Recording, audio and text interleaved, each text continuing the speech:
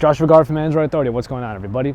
And you knew this was coming. Now that I finally got my hands on the great Google Nexus 5, at least in my first impressions, I was very impressed with the phone. Unfortunately, it's a little bit twisted, but now that I have my hands on the phone, I gotta drop it. And yes, we're gonna be dropping the white version of the Google Nexus 5. We're gonna see how it stands up to our drop test. It's a typical drop test, as you probably know by now. I'm gonna be dropping it on its back, on its bottom, and finally, on its face.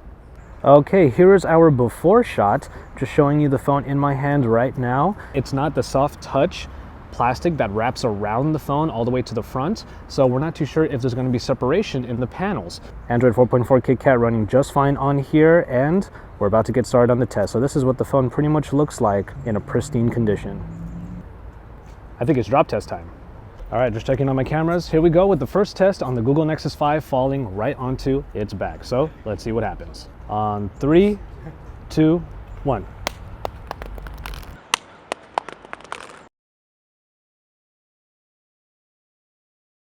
So it looks like my dropping is not quite as good as it was in the last couple tests because it landed a little bit on its corner.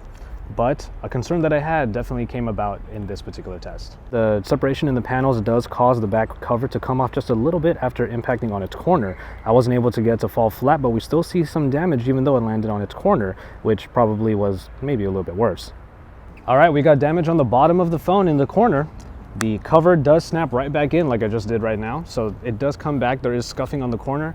And the cover did start to separate, but I was able to get that right back in there. I have to drop it back on that particular spot again because we're gonna do our bottom test. So here we go.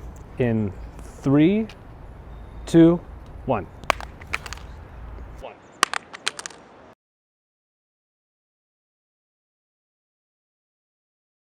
Looks like we have more scuffs on the bottom, but there really is no damage to at least the screen for now, and we didn't have a separation of the back once again. Now we're going to do the final test of the Google Nexus 5, and that's falling right onto its face. This is where some of the worst damage can possibly happen on the phone. From about chest level, in 3, 2, 1. Oof.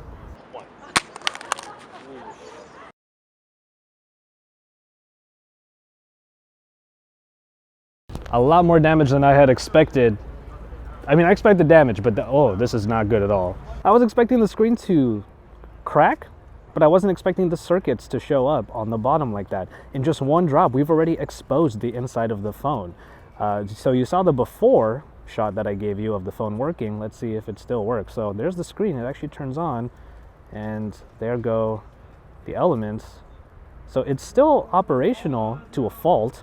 However, getting back down here is probably not that safe, and of course you run the risk, as usual, of sort of nicking your thumb when you're swiping across the screen.